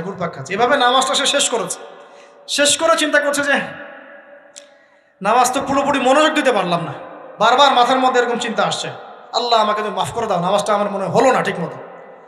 তখন সে ফিরে এসে তার সে ওস্তাদকে বলছেন আমার তো নামাজ এরকম করে পড়লাম, কিন্তু শেষমেশ মনে হলো যে নামাজটা হয়তো কবুল হয় নাই, আল্লাহর কাছে খুব মাফ চাইলাম, আল্লাহ আমাকে মাফ করে দাও, নামাজটা মনে হলো না। তখন সেই যে প্রথম ব্যক্তি যিনি পাঠিয়েছেন তিনি বলছেন এটাই হলো সাহাবীওয়ালা নামাজ। তারা আল্লাহকে রাজি খুশি করার জন্য নামাজ পড়তেন, নামাজ শেষ করে আল্লাহর কাছে ইস্তেগফার করতেন, আল্লাহ কিছুই হলো না, কিছুই হলো। আমার কথা কি বুঝতে পারছেন? অতএব আল্লাহকে রাজি খুশি করার জন্যে আপনি আপনার আবেগ, আপনার ইবাদত সব ঢেলে দিবেন, অন্য কারো কাছে কিছু পাওয়ার আশা করবেন। অতএব নামাজ আপনার মাদকের দিকে যাওয়া লাগবে না, নামাজই আপনার হতাশা দূর করে দেবে ইনশাআল্লাহ। 2 নাম্বার আমল হচ্ছে কোরআন তেলাওয়াত। যে ব্যক্তি কোরআন তেলাওয়াত করতে পারে নিয়মিত, তার মনের মধ্যে এই হতাশা, এই ভীরুতা, এই কাপুরুষতা কিচ্ছু আসবে না ইনশাআল্লাহ। আমি গ্যারান্টি দিচ্ছি আপনাকে, হতাশা আসবেই না আপনার মনে যদি আপনি কোরআন বুঝতে পারেন। কোরআনের একটা আয়াত নিয়ে কোনো সময় দেখা যায় 2-3 ঘন্টা সময় পার হয়ে যাচ্ছে, আয়াতটা ছেড়ে সামনে যেতে পারছি না। কোরআনের ভিতরে ঢুকলে আপনি দুনিয়ায় ভুলে যাবেন কি হচ্ছে আশপাশে। আমি এমন অনেক আলেমকে দেখেছি যে একটা বই, পাতলা একটা বই, আরবি বই নিয়ে পড়া শুরু করেছেন, ওই যে ফজরের পরে জোহরের ওয়াক্ত হয়ে যাচ্ছে, বইটাই শেষ করতে পারেননি। বুঝতে পারবেন? যখন আপনি ইলমের ভিতরে ঢুকে যাবেন, কোরআনের ভিতরে, হাদিসের ভিতরে, আপনার দুনিয়ার খেয়ালই নাই। একজন আলেম তিনি এক রাত্রে একটা বই লিখেছিলেন, চটি বই, এক রাত্রের মধ্যে।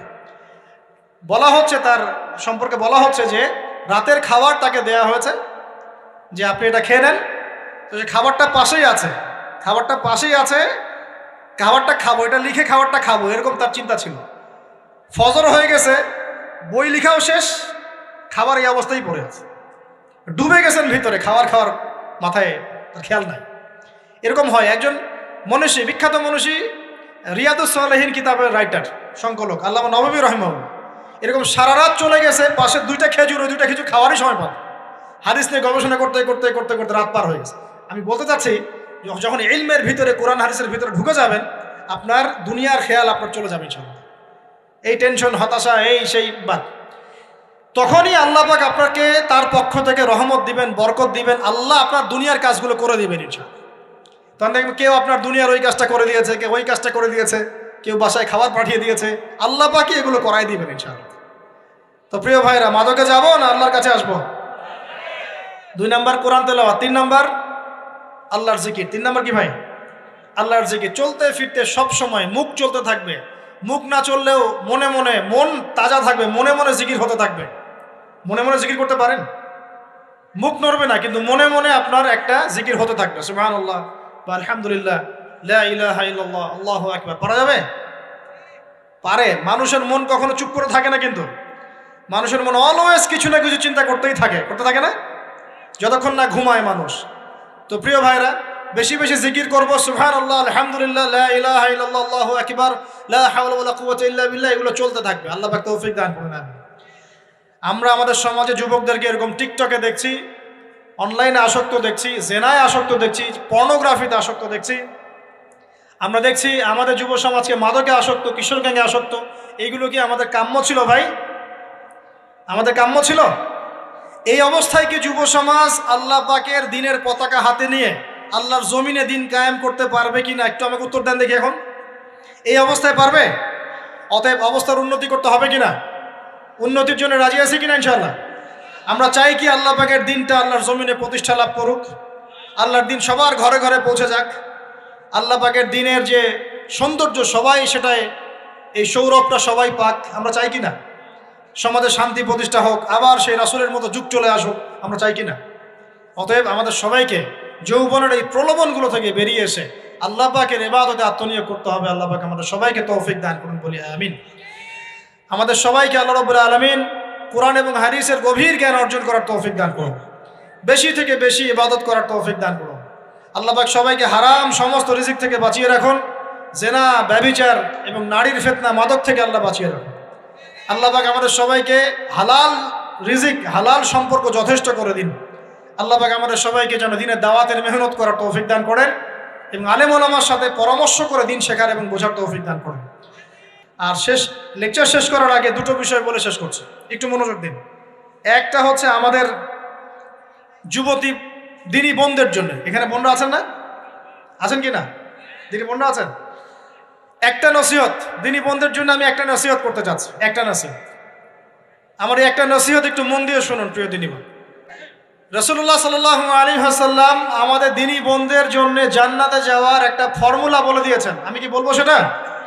আচ্ছা, রাসূলুল্লাহ সাল্লাল্লাহু আলাইহি ওয়াসাল্লাম বলেছেন আমাদের দিনী বোনেরা, আমাদের মায়েরা, এই নারী জাতি মাত্র 4টা কাজ করলে জান্নাতের যে কোনো দরজা দিয়ে ইচ্ছা প্রবেশ করতে পারবেন। খুশি হন নাই? কয়টা কাজ?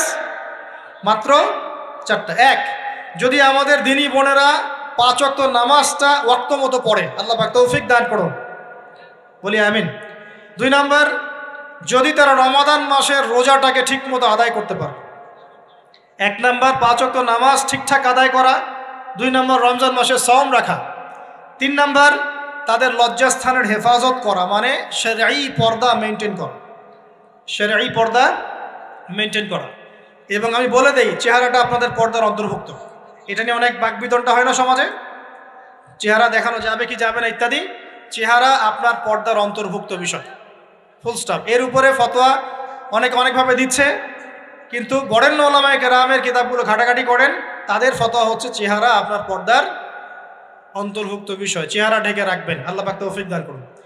চোখ থাকবে খোলা, ঠিক আছে।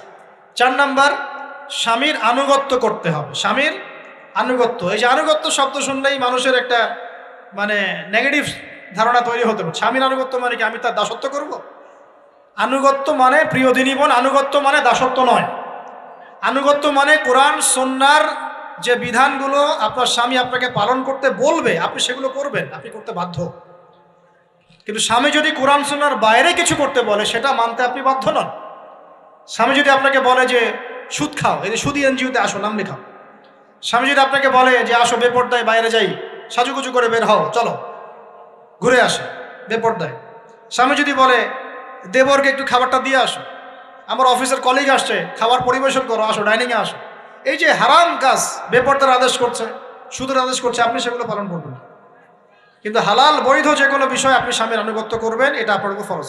এই 4টা কাজ যদি আপনি করতে পারেন, জান্নাতের যে কোনো দরজা দিয়ে ইচ্ছা আপনি প্রবেশ করতে পারবেন ইনশাআল্লাহ। আল্লাহ পাক আমাদের দিনী বোনদেরকে এই 4টা কাজ করার তৌফিক দান করুন। আমাদের সবাইকে আল্লাহ পাক জান্নাতের জন্য কবুল করুন, বলি আমিন। আর একটা বিষয় বলতে চাচ্ছিলাম, সেটা হলো ওই যে প্রথমে বলেছি যে সূরা ইউসুফের সেই সমাধানটা বলবো কি না? আচ্ছা,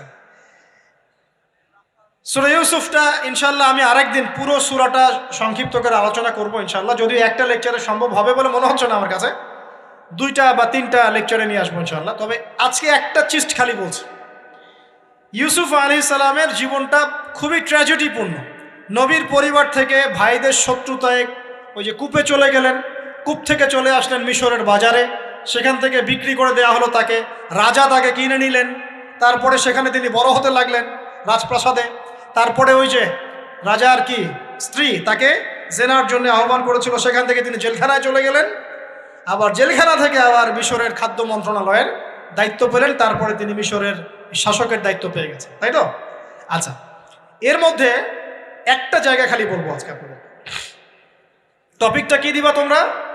টপিকটা হচ্ছে চলমান বৈশ্বিক অর্থনৈতিক সংকটে ইউসুফ আলাইহিস সালামের সমাধান। মনে থাকবে? চলমান এই বৈশ্বিক অর্থনৈতিক সংকটে ইউসুফ আলাইহিস সালামের সমাধান কি ছিল? ইউসুফ আলাইহিস সালাম জেলখানায়, কোথায় বলেন তো?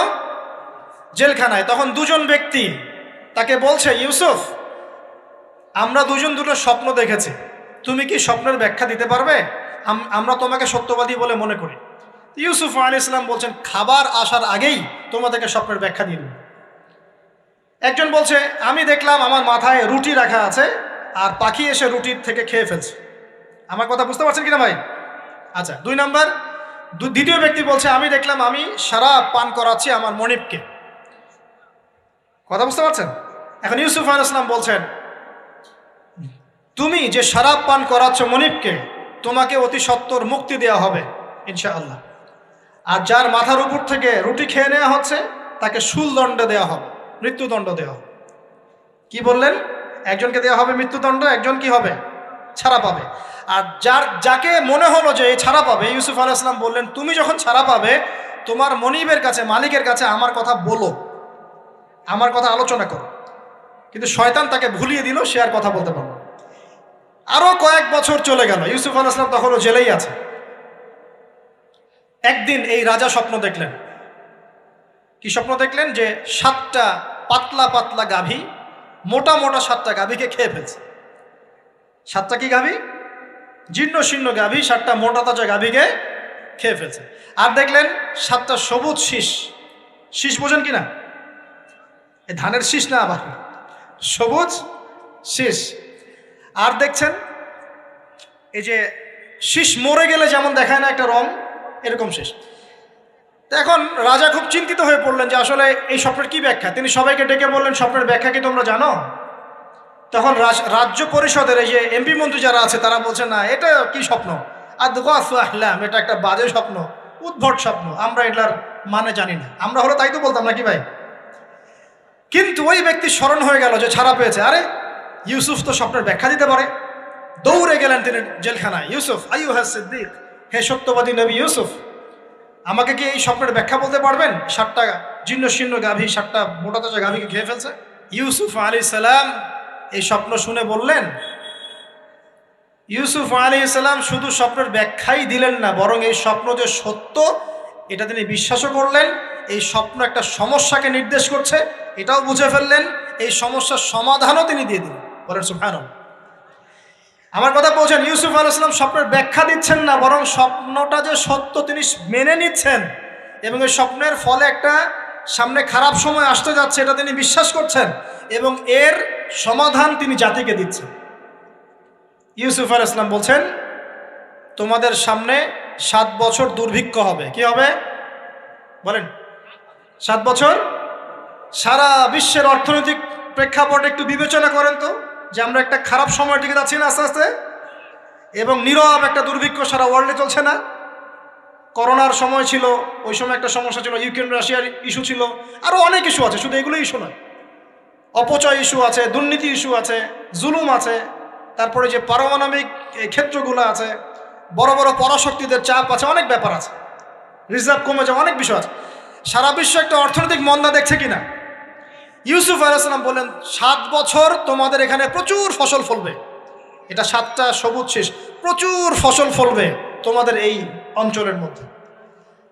তোমরা একটা কাজ করো, তোমরা ওই 7 বছরের ফসলের যতটুকু অংশ তোমাদের না খেলে নয় অতটুকু দিয়ে তোমরা তোমাদের জনগণের চাহিদা পূরণ করো, আর বেশি অংশটাকে রিজার্ভ করে রেখে দিও।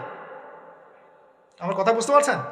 ইউসুফ আলাইহিস সালাম বলছেন না যে স্বপ্নটা সত্য, তিনি সমাধান দিচ্ছেন উল্টা। এটা তো হবে সামনে, স্বপ্ন সত্য মিথ্যা তো দূরের কথা, এটা সামনে হতে যাচ্ছে। 7 বছর তোমরা প্রচুর ফসল ফলাবে, এই ফসলের একটা বড় অংশ রিজার্ভ করে রেখে দিও, আর বাকি অংশটা দিয়ে তোমরা জনগণের চাহিদা পূরণ করো। মানে অপচয় করা যাবে না, যাবে কোনো সম্পদ অপচয় করা যাবে না। এরপর তোমাদের সামনে আসবে 7টা বছর দুর্ভিক্ষের বছর, আকাশ বৃষ্টি বন্ধ করে দেবে। আকাশ কি করবে? বৃষ্টি বন্ধ করে দেবে। তার মানে ওই 7 বছর আমরা কিভাবে চলবো তাহলে? এই যে রিজার্ভ করেছি, এই রিজার্ভ বা সঞ্চিত সম্পদ দিয়ে আমরা 7 বছর চলবো। এরপরে আল্লাহ রাব্বুল আলামিন 8ম বছরে আকাশ থেকে বৃষ্টি বর্ষণ করবেন, আবার ফসল ফলবে। কথা কি বুঝতে পারছেন? এই ব্যাখ্যা অন্যরা দিতে পারলো না, ইউসুফ আলাইহিস সালাম দিতে পারলেন। এই ব্যক্তি দৌড়ে গিয়ে রাজাকে বলল এই হলো স্বপ্নের ব্যাখ্যা। রাজা, ইউসুফ এই স্বপ্নের ব্যাখ্যা দিয়েছেন। রাজা কত বিচক্ষণ ছিলেন, রাজা সত্য মিথ্যা চিনতেন, তিনি বুঝতেন যে আসলেই সত্য কাকে বলে, মিথ্যা কাকে বলে। এই আমার এমপি মন্ত্রীটা শোনো, তোমরা কেউ সমাধান দিতে পারো নাই, ইউসুফ সমাধান দিয়েছে। ইউসুফকে আমার কাছে নিয়ে আসো, আমি তাকে আমার কাছে নিকটে আসন দিব। বলেন সুবহানাল্লাহ। এবার ইউসুফ আলাইহিস সালামকে ডেকে তিনি সম্মানিত করলেন, সম্মানিত করে বললেন যে কোন দায়িত্ব দিলে তুমি আমাদের এই রাজ্যটাকে বাঁচাতে পারবে এই দুর্ভিক্ষের হাত থেকে। ইউসুফ আলাইহিস সালাম নিজে বলছেন, আমি হচ্ছে বিশ্বস্ত মানুষ, আমি হচ্ছি রজুলুন আমিন, আমি বিশ্বস্ত এবং আমি আস্থাভাজন। আমাকে আপনি খাদ্য মন্ত্রণালয়ের দায়িত্ব দেন, ইনশাআল্লাহ আমি এই প্রবলেমগুলো সলভ করবো ইনশাআল্লাহ। এরপর তাকে দায়িত্ব দেওয়া হলো খাদ্য মন্ত্রণালয়ের। 7 বছর তিনি এরকম পলিসি গ্রহণ করলেন। মিশরের লক্ষ লক্ষ মানুষ পরবর্তী 7 বছরের দুর্ভিক্ষ থেকে বেঁচে গেছে। কোরআন তো মূল্যায়ন করি না আমরা, আর কোরআনের কথা যারা বলে ওদেরকেও মূল্যায়ন করি না। এই জন্য আমরা বলছি বর্তমান চলমান অর্থনৈতিক সংকটের সবচেয়ে বড় বড় সমাধান হচ্ছে এক, ভাই জনগণ হই আর সরকার হই, কোনো সম্পদ অপচয় করা যাবে না। আমরা সম্পদ অপচয় করি না? আপনি উজু করেছেন, আপনি 1 বালতি পানিতে উজু করেছেন, ট্যাপ ছেড়েছেন, মসজিদের 1 বালতি পানি চলে গেছে, কেন পানি অপচয় করবেন? আমাদের 5টা ফ্যানের দরকার নেই বাসায়, আপনি 5টা ফ্যান চালাচ্ছেন কেন? আপনি ঘর থেকে বের হলেন, ফ্যান চলছে, কেন চলছে? ঘর মুছেছেন, ফ্যান ছেড়ে দিয়েছেন, ওই যে পাখা বাতাসে শুকাবে মাটি, কেন? এসি চালিয়েছেন, 24 ঘন্টা চালানোর কি দরকার? 2 ঘন্টা চালিয়ে বন্ধ করলে হয়। বিদ্যুতের ব্যাপার, গ্যাসের ব্যাপার, তেলের ব্যাপার, আমরা কি কম অপচয় করি মনে হচ্ছে আপনার কাছে? আমরা প্রচুর অপচয় করি। আর আমরা জনগণরা সাধু না, আমরা বেশি অপচয় করি। আমরা অপচয় করি না ভাই? প্রমাণ আপনি নিজের বাসায় পাবেন। পানির অপচয়, আপনার তেলের অপচয়, আপনার গ্যাসের অপচয়, আপনার বিদ্যুতের অপচয়, এগুলোর উপর কঠিন আইন করা দরকার। অপচয় করলে শাস্তি দিতে হবে, অপচয় করা যাবে না। অপচয় কমালে কি হবে? আমরা সম্পদ বেশি রিজার্ভ করতে পারবো। এই যুগে কি কি সম্পদ রিজার্ভ করলে আমরা সচ্ছল হতে পারবো, এই হেদায়েতগুলো আপনাকে ওই সোকল্ড প্রোটেস্ট্যান্ট মৌলবীরা দিতে পারবে না ইনশাআল্লাহ তাআলা, কারণ তাদের কাছে ইকোনমিক্সের জ্ঞান নাই। এই যুগে যদি আমরা গ্যাস রিজার্ভ করতে পারতাম, তেল রিজার্ভ করতে পারতাম, গোল্ড রিজার্ভ করতে পারতাম, সিলভার রিজার্ভ করতে পারতাম, এবং যে কারেন্সি সারা ওয়ার্ল্ড ওয়াইড চলছে এখন, এগুলোকে রিজার্ভ করতে পারতাম, এবং জনগণের যতটুকুতে প্রয়োজন এতটুকু সাপ্লাই করে বাকিটা রিজার্ভ করে রাখতে পারতাম, আসন্ন সময়ে এটা দিয়ে আমরা বৈশ্বিক সংকট মোকাবেলা করতে পারতাম। আমার কথা রাগ করলেন? আমি কি কারো শত্রু? কোন দলের লোক? আমি আপনাদের জাতির একজন, আপনার দিনই ভাই, আপনার শুভাকাঙ্ক্ষী, এবং আপনি আর আমরা ভাইয়ের মতো। কিসের মতো? নিজের ভাইয়ের মতো। আপনার গায়ে আঘাত লাগলে আমি কষ্ট পাবো, আপনাকে কে গালি দিলে আমি কষ্ট পাবো। আমাদের জনগণের ক্ষতি হলে আমাদের বুক কাঁদবে না? জনগণের ক্ষতি হলে, দুঃখ দুর্দশা হলে আমাদের বুক কাঁদা উচিত, উচিত কি না? আমাদের সবাইকেই যার যার দায়িত্ব পালন করতে হবে। আমরাও অপচয় বন্ধ করে দেবো ইনশাআল্লাহ তাআলা। রাজি আছি ইনশাআল্লাহ? যত বাকি বকেয়া সব আছে সব পরিশোধ করার চেষ্টা করবো ইনশাআল্লাহ। আমরা সরকারি সম্পদ অন্যায়ভাবে আত্মসাৎ করব না, এবং আমরা আমাদের সমাজে যত দুর্নীতি আছে এটা বন্ধ করতে হবে, যত প্রকার দুর্নীতি আছে বন্ধ করতে হবে, যত কালো টাকা আছে সাদা করতে হবে, এবং সাস্টেইনেবল অ্যাসেটগুলোকে রিজার্ভ করতে হবে। তাহলে আগামীতে বিশ্ব ডুবে যায় যাক, বাংলার মাটি ডুববে না ইনশাআল্লাহ। ইউসুফ আলাইহিস সালাম এই হেদায়েত আমাদেরকে দিয়ে গেছেন, কোরআনের মাধ্যমে আল্লাহ এই হেদায়েত আমাদেরকে দিয়ে গেছেন। আল্লাহ পাক আমাদের সবাইকে কোরআন বোঝার তৌফিক দান করুন।